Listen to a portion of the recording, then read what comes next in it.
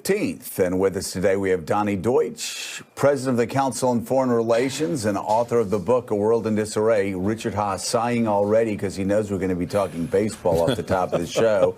Host of MSNBC's Politics Nation and president of the National Action Network, Reverend Al Sharpton, NBC News national political reporter, Heidi Prisbilla.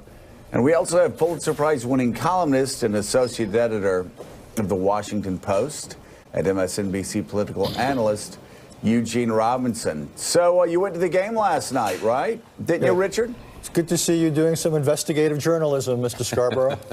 Well, I love people that root for the underdogs, and you're a Yankees fan. So only in New York is a team that's 31 games above 500, the underdog.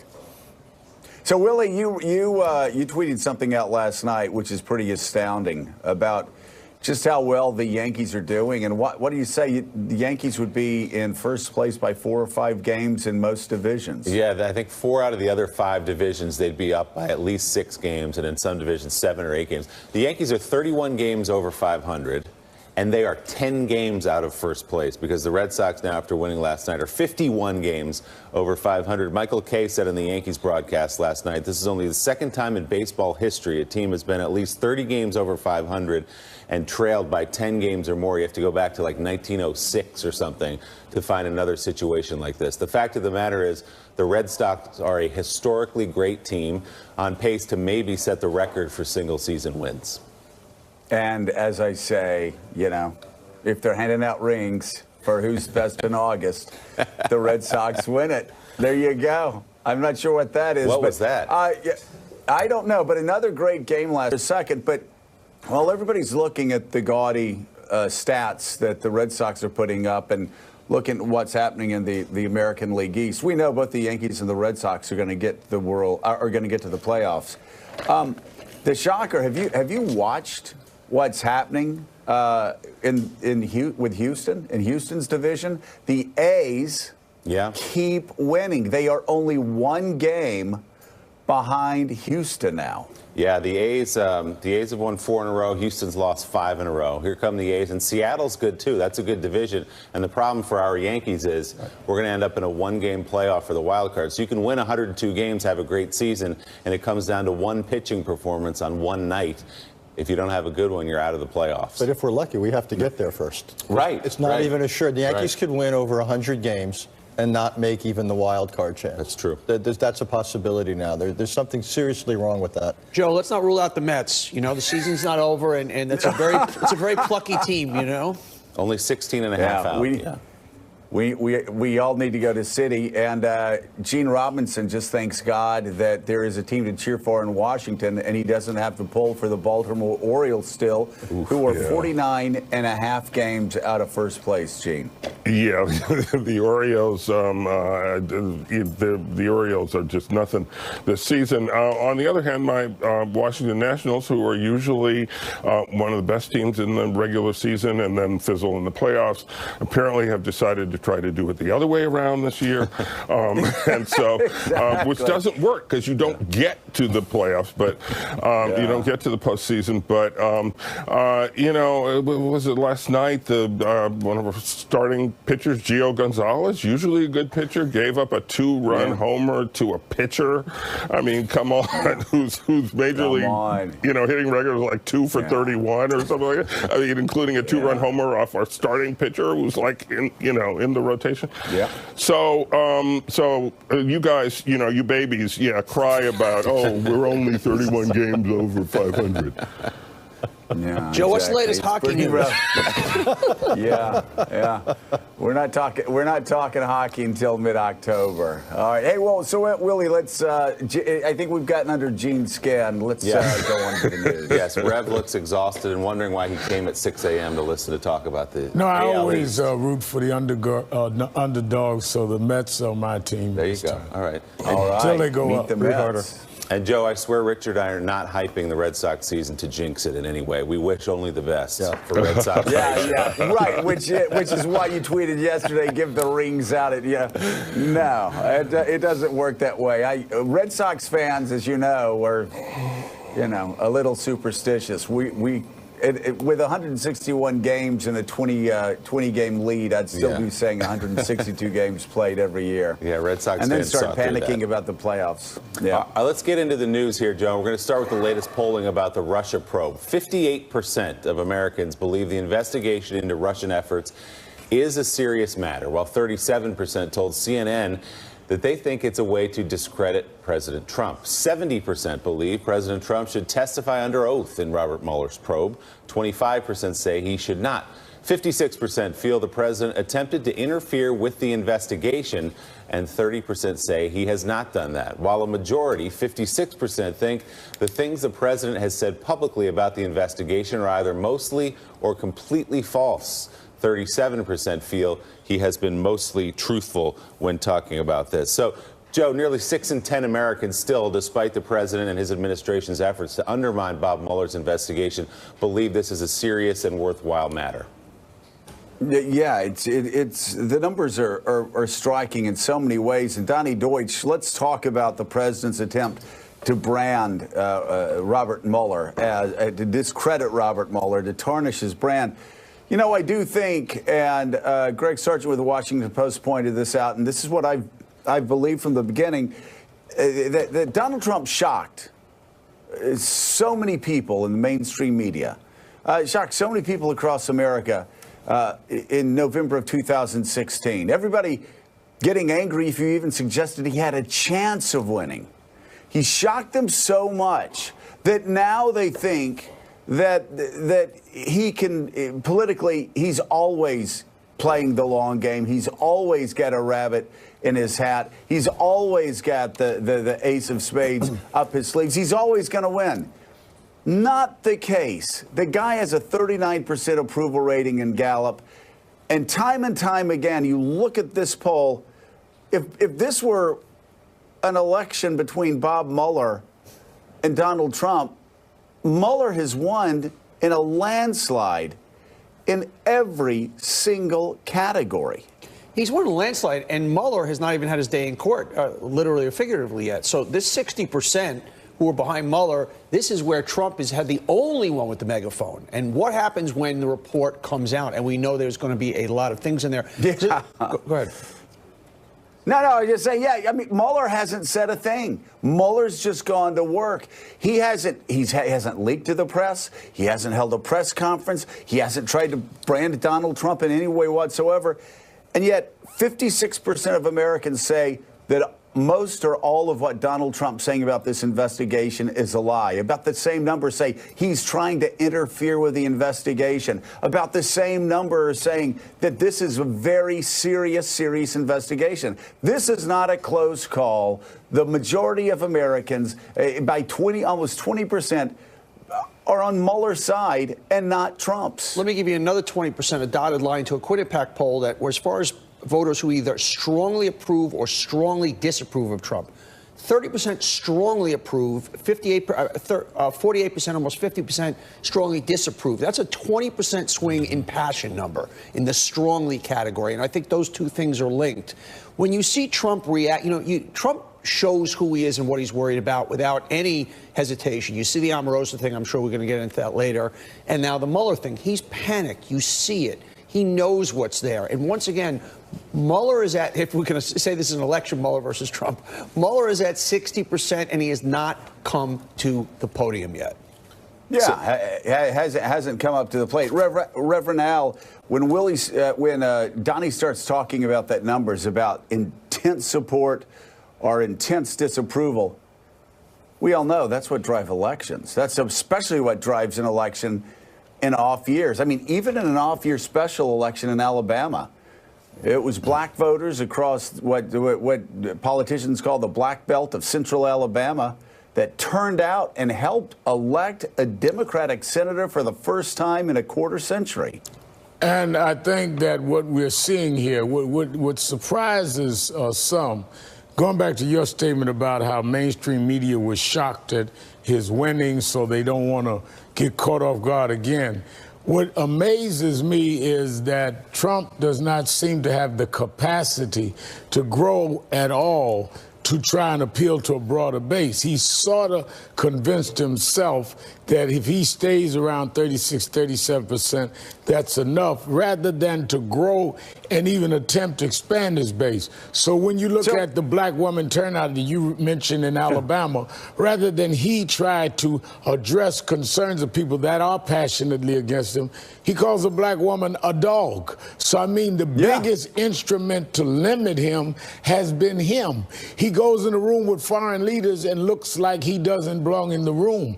The way he could combat a lot of these polls is by becoming what he was elected to be. He has acted in many ways like he certainly was a mistake that was made. So, clearly, I believe that's the case. So Reverend Al, you bring up a great point. We got 4 people really here that knew Donald Trump pretty well for a decade before he even ran for president. You, me, Donnie, and Willie. I think the biggest surprise, because I always knew that Donald Trump was, one, always just interested in, winning, whatever it took to win, that he'd do whatever it took to put together a winning coalition. And 2, I knew the guy was insecure.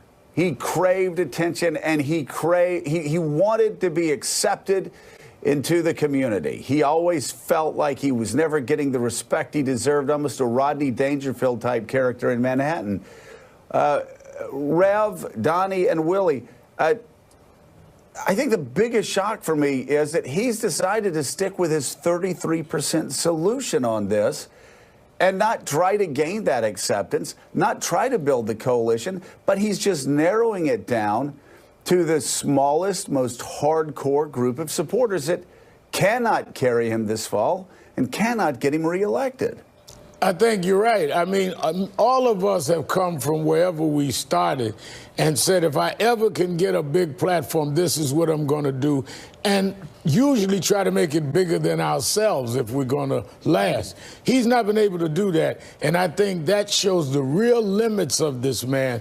And maybe his insecurities were well-founded. Donnie, Joe and I have talked about this a lot. We've been surprised that he's not been the deal maker that he claimed he would be on the trail. I thought he would come in as a lifelong Democrat, by the way, get Nancy Pelosi and Chuck Schumer in the room, put his arm around him and said, let's make some deals. I want to have, I want to hang some things on the wall, show people the things that I've done. In fact, as Joe said, he's just burrowed in on the people who supported him from the outset. Yeah, I was shocked. The day after the election, I remember coming on that you guys did a big show with an audience. I remember saying, calm down. Donald is all about being loved. Right. And he's got his 40%. Now he's going to turn and he's going to be Ronald Reagan. He's going to have everybody because that's what he wants. And clearly he's done the opposite. An interesting anecdote that somebody told me when they were at his country club in Bedminster and Trump was about to walk into the room and some of the Secret Service guys came up to the people he was going to go see and say, hey, when you see the president, say positive things, pump him up. And they were like basically fluffers in the room, in effect. And I just said that word, didn't I? Well, just metaphorically, of course. But the point is, Donald Trump now is at the point that he is so fragile and cannot ever be in any interaction, in any exchange, in any room that's just not pure lionization, canonization. And it defies any left brain logic, which is, okay, I got these people, let me get those other people. But he is built so fragilely now that he can only exist in that alternative universe, regardless whether it's the smart or dumb political thing, where he is just basically pillowed around by that 35%. And he admits it. He said on Twitter yesterday, or 2 days ago, about Omarosa, she was terrible at her job, she was a lowlife, but she said great things about me, so I kept her around. Heidi Prisbilla, I want to show you some polls and get your take on them. 3 new ones that Joe referenced showing President Trump struggling to gain approval in his job performance. With his net negative approval ratings in the double digits in all 3 of these polls, he's upside down 13 points, according to Quinnipiac, with a 41% approval rating. In CNN's poll, he's upside down 11 points with a 42% approval rating. And he's down 17 points in the Gallup poll with a 39% rating in their weekly tracking poll. Asked by the Quinnipiac poll whether they like Trump as a person, 31% of voters say yes, while 59% say they dislike him. On the president's Twitter habits, 26% believe he should continue tweeting, while 66% think he should stop. Heidi, we were talking about this yesterday. With a strong economy, unemployment at 3.9%, you would expect President Trump to be up over 39, 41%, where he's been locked in almost from the beginning. And we talked about that yesterday, Willie, so I took an attempt to look a little closer at these numbers, and I saw a real danger zone within the numbers, which was the question about what he's doing for the middle class. Remember, this was the whole premise of his campaign, was that he was going to buck the establishment that he ran against to elevate the needs of the forgotten man. According to the polling, by a margin of 58% to 38%, he is not doing enough to help the middle class. And those white voters without college degrees, among them, he is now evenly split. So there's no advantage for Donald Trump now in this Quinnipiac poll among white voters without college degrees. I think that is really notable, and it speaks directly to the debate that you were just having about President Trump as a deal maker. So we're now a year and a half into this presidency that was premised on helping the forgotten man. And we all saw from the very beginning what happened with Donald Trump. He may have come in with the best of intentions in terms of helping the forgotten man, but he was immediately co-opted by that very establishment in terms of the agenda that was pushed through Congress. There was no infrastructure plan. The hope among Schumer, and that's why he kind of held back initially, hoping that maybe the president would come to him and Nancy Pelosi and do a revitalization of American infrastructure and cut a big deal with them. There was none of that. There was no compromise to bring better health care that's cheaper and that covers everyone. There was a go back to the old playbook of tax cuts for the rich, and tax cuts for the rich that are even more skewed than those under Reagan and Bush. And so I think that is why you're seeing these numbers move the way that they are, because a lot of these people, I just have this feeling that they are not, their allegiances are very shallow. The reason why President Trump won the Midwest was not because they all loved him so much. It was because the Democrats didn't turn out. And now you're starting to see those intensity numbers really move. Well, you're right, Heidi. It's not because they love Donald Trump so much. We commented at the time that Donald Trump, like only 36% of Americans found Donald Trump to be honest and trustworthy. In the 50s, they found him to be a liar and dishonest. He just happened to be running against somebody who actually had lower honest and trustworthy numbers than him. Pretty remarkable. So, Gene Robinson, I want to follow up on what the Rev and Willie and we were all talking about. Donnie, we're talking about knowing this guy for 10 years. And this is the bizarre thing about it. He talked about fundraisers for Chuck Schumer, Nancy Pelosi. I mean, he was a Democrat. I mean, behind closed doors, he wasn't even posing for anybody. He gave a ton of money to the DNC. He gave money to Rahm Emanuel. He did all of these things that would have allowed him to make that turn, like I think a lot of those Democrats believed that he was going to make. Again, he was always brutish publicly. He was always shallow. He was always insecure. But I think everybody assumed, and it was a pretty good calculation, that those very qualities would make him want to be beloved so much that he'd rather have a 50% approval rating than a 39% approval rating. But every step of the way, he has chosen to narrowcast. He just called a black woman a dog. He calls Latinos breeders just this year. Mexicans rapists during the campaign. Black countries and majority black continent, S-hole countries. I mean, he has done everything he can do to trap himself in the 30s. Yeah, I mean, you said something earlier that's absolutely right. I mean, whenever I write really anything about Donald Trump, some people, Democrats, write me and say, no, don't write that, don't say that. That's just what he wants. This is all a trap somehow. When it's not. I mean, it's not. It's just this is not a trap. He didn't just take a pratfall down the stairs as part of some sort of evil plot. And I think the answer to the question that you guys are posing is clearly that he's not fully in control. I mean, he's not in control. Gene, I got to say, really, the guy's not right. Mm-hmm. Yeah, he's not acting logically. And I don't know how to say it without people saying, don't act like you're a doctor. I'm not acting like I'm a doctor. I've known the guy for 10 years, though.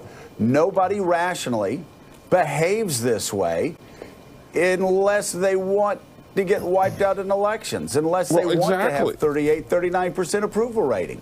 Right. As a matter of politics, as a matter of the numbers, this is an insane way to behave. And then there are other things. The way these sort of, what I suspect were sort of deeply buried prejudices have come out about Latinos, about African Americans, about women, certainly, and the way he treats women. Yeah. But those are things that, an adult in control of himself manages to bury, manages to realize that they're not appropriate. They're certainly not appropriate to sort of trumpet the way he does. But he can't control those things. They just sort of erupt out of him. He learned to do one extraordinary thing during the campaign, which is these sort of stream of consciousness rallies in which, for a segment of the electorate, they are catnip, they are amphetamines, they are whatever, some kind of drug that really pump people up. And that's really what he knows how to do. And so that's what he'll continue to do. And it turns out the other 60% more and more. But this is not just all some diabolical plot. This is a man who's out of control. If you got 39 or 40%, you lose elections. There's like, don't worry. He's not going to sneak up on you like he did before. You know, Mika and Willie and I and Mark Halperin were saying he had a chance to win the last 2 weeks. Didn't think he was going to. Said he had a chance to win. And seriously, you would have thought that we said locusts were going to be descending from the heavens and eating the flesh off of every human being in America. Well, I'm here to tell you now, a 40% president loses midterms and a 40% president doesn't get reelected. Ain't gonna happen. But Reverend Al, let's just wrap this up because we do have quite a few people on here who've known Donald Trump for 10 years.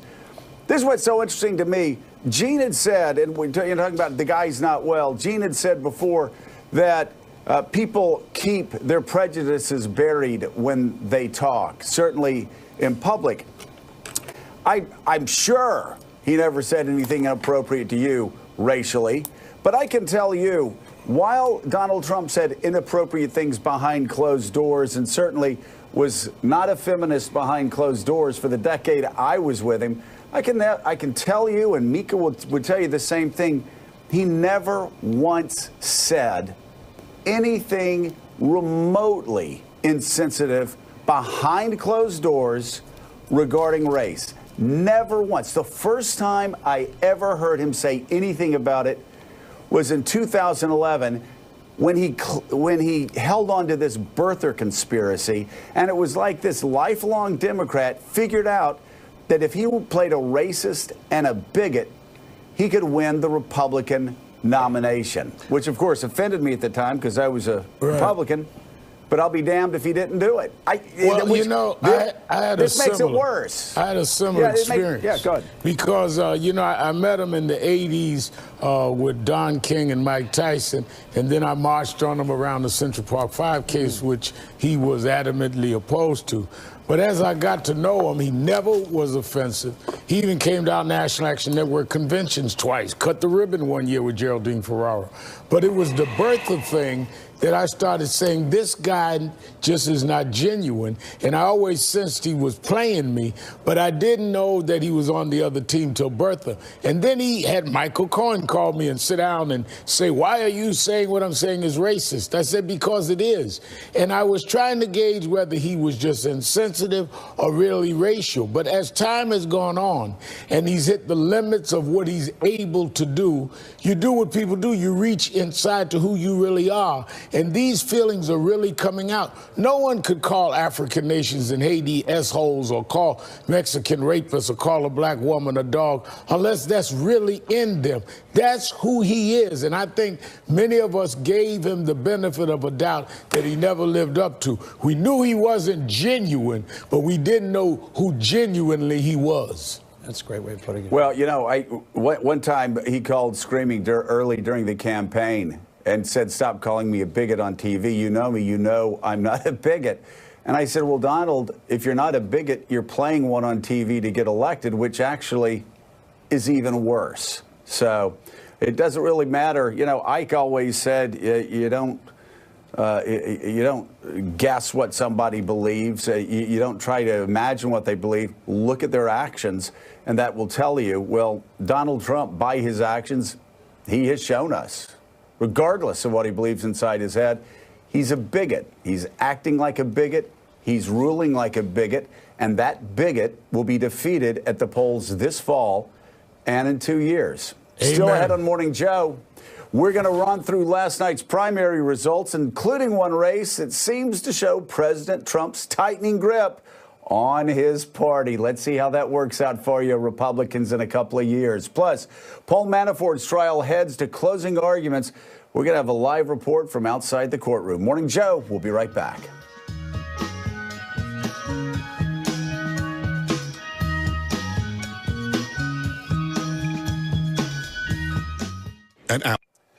The White House is defending President Trump's recent comments about former aide Omarosa Manigault Newman. On Twitter yesterday morning, President Trump lashed out, calling Omarosa a dog, among other things. Here's what the press secretary had to say when she was asked about it yesterday. The president has said similar things about a number of individuals, certainly that are not African American or any other minority. I can simply talk to you about the policies and the person that the president is. I think if, again, the person that a lot of his critics say he is, certainly wouldn't have been in business with him for decades. Certainly you wouldn't have had Bill and Hillary Clinton. They attended his wedding. I think that he has made a number of comments about plenty of people, and to try to single that out to one group is frankly silly, because I think if you did a comparison, he's probably got a lot more nasty things out there about some other people. So, Joe, the president has, in fact, called many people dogs, African-American and white people, Mitt Romney, Steve Bannon, among many others. But the defense from the White House press secretary is that he says this stuff about everybody. He calls everybody a dog, and that's supposed to be a helpful way of explaining what he said about Omarosa.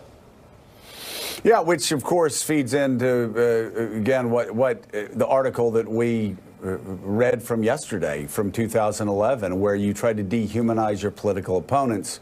And that's the first step in many steps to autocracies, totalitarianism, and horrors. Nobody's suggesting that Donald Trump is going to succeed in America. But, you know, we were talking during the break, Willie. I thought it was one of those things during the break. I wish it was on the air. But we were talking about, the Rev was talking about how Donald Trump hung out with a lot of boxers, with a lot of hip hop artists that would hang out with him in Atlantic City. And we noticed early in the campaign, Jay-Z, and even late in the campaign, if a hip hop artist decided they were going to support Donald Trump, they were always or Hillary Clinton, they were always seemed careful to say, "Hey, I got nothing against Donald Trump. I got nothing against Donald Trump." And it was sort of a head scratcher. But that was the case. Yeah, I mean, Rev, you know better than anyone. Yeah, Well, the circle he ran with Don King and Mike Tyson and those guys. Because, first of all, let's not act like he just wanted to because of social reasons. He was in that business. Yeah. He was in the casino business. Right. He could not appeal to a large consumer base in Atlantic City without boxing. So he needed Don King, he needed Tyson, he needed the hip hoppers. That's who filled the casinos for him. So he would socialize with them. And being that I knew a lot of them, grew up with, Spike and that crowd, I would always see him at the events. He was at Mike Tyson's housewarming when I got there. I mean, this was the crowd he hung out with. So they were comfortable with him, never realizing that he had these real inside kind of biases that we knew coming from Brooklyn. We knew the Queens white guys and Howard Beach didn't like us, but you never associated him with that because of the hangout factor until you dated his sister and he started saying, wait a minute, and started using the N-word behind your back. That's the kind of guy Trump reminds me of, that, you know, we can go to school together, but wait a minute, I saw you looking at my sister. Now we start understanding who we really are. I'm a Queens guy, so don't put me in that group. I wasn't pointing at you. I was pointing at Trump, the picture behind you. You always use a great metaphor. Trump, he's a day trader. Let's not mistake the fact that Trump was cozying up to various prominent African Americans in the entertainment, the boxing community. It was a transaction. Right. This was not a man who was colorless, and he's colorless. He never was on a march for freedom and justice. But, you know, and Joe, yes, you say which is worse, if he's truly a bigot or if he's playing a bigot, and they're both reprehensible. But I just remember in my conversation about the birther when we were on the phone that there was a chip missing, that he could not, beyond the fact that that could come out of him, he just could not comprehend the race piece of that. It was just not in his, there was no empathetic piece of DNA gene in there that even if he didn't intend it, what it could seem like. And whether that was the beginning of showing who he truly was, and I agree with the Reverend, but he certainly has not walked back one step forward, one step. Well, no, and it wasn't just boxers and hip hop artists that he socialized with. He dated black women. Yeah. As you were saying before, Rev and Gene, I've got to say the most troubling part of all of this, about his racism and his bigotry, is that just like when his friendships with hip hop artists and boxers were transactional, now he's friends and apologizes for white nationalists and neo-Nazis, and that's just as transactional. I mean, nobody giving Donald Trump a pass. This is me saying I believe he is a depraved human being who will do anything to get ahead that day, because he is nothing more than a day trader. Well, he is that. I mean, he's a complicated person. You know, I think he sure sounds sincere to me. Especially one thing he sounds really, really sincere about. You know, more than the racism against African Americans, frankly, is the racism against Latinos, particularly you know, dark-skinned Latinos from Central America, from Mexico. He has a thing about the browning of America that is, I think, quite genuine. I think he's totally in line with Jeff Sessions and others on that. But one other thing I will point out, which is, you know, from my youth, I always keep in mind that, you know, Strom Thurmond was a genuine racist, yet he has a black daughter. He had a black daughter, so it's not. This is not unheard of. Well, slave owners. I mean, slave owners had children with their slaves. It's gone though, Al, the opposite direction. Like Donald Trump was a Democrat his entire life. He gave money to the DNC. He gave money to Nancy Pelosi. He gave money to Chuck Schumer. He gave money to Hillary Clinton. He went to Hillary Clinton's wedding, and then suddenly, in 2011, I mean, I know he ran ads against the Central Park Five, but behind closed doors, he became that way in 2011 when he decided he wanted to win the Republican National Committee's endorsement. No, but that's why I think you and Donnie are correct when you say he's transactional. He didn't believe it when he was Democrat or was coming around many of us, like our conventions at National Action Network. And I don't know what he believes now. I believe he believes in Donald Trump, but I believe that Donald Trump has certain biases that he cannot get over. Because if any of those relationships were not transactional, he'd be talking to people saying, why are blacks offended by me? Why are women offended? He doesn't have those kind of relationships because he doesn't have that kind of sensitivity. It's all day trading, like you said, and tomorrow's another day and I'll trade with somebody else. And you cannot do that as president and leader of the free world and really bring the country forward. Joe, the birther issue for President Trump, then Donald Trump, may have started as a way into politics. But let's be clear, and I think everyone at this table who talked would vouch for it, he meant it on the birther issue. When you talked to him privately, he would not let you get off the phone for 30 minutes, 45 minutes, as he explained obscure details of an advertisement put in the Honolulu Advertiser. Why would you do that if it was He was real? obsessed with it. He was obsessed with it, and whether or not he believed it at the beginning, he certainly believed it by the end. You know who he was obsessed with then and now? He was obsessed with Barack Obama. Barack Obama drove him crazy then. Barack Obama drives him crazy now. Barack Obama, the mention of the name gets him out of his game. And what he told me and what he later basically admitted it publicly, that he believed that Barack Obama lied on his application to Harvard and said that he was born in Kenya. And he wanted to out Barack Obama and embarrass him. Think of, we got to go to break, but think of all the ways that a retired president has still caused Donald Trump to make one mistake after another mistake after another mistake that's leading to his downfall. It's really pretty remarkable. It happened again yesterday, Joe. It happened again in the briefing room when they misstated President Obama's African-American employment numbers, but we'll get into that in a minute because the control room's screaming in our ears. Yeah, okay. Coming up, Sarah Huckabee Sanders. She claims it's common for White House staffers to have non-disclosure agreements. Really? But she wouldn't say whether she signed one herself. That's ahead. And, of course, much more. We'll just sort of say what we want to say, go where we want to go when Morning Joe returns.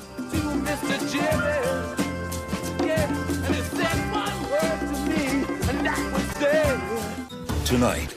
Relations between NATO allies and the United States and Turkey just keep on dissolving. Turkey's President Erdogan is now calling for Turks to boycott American electronics. Yeah, okay.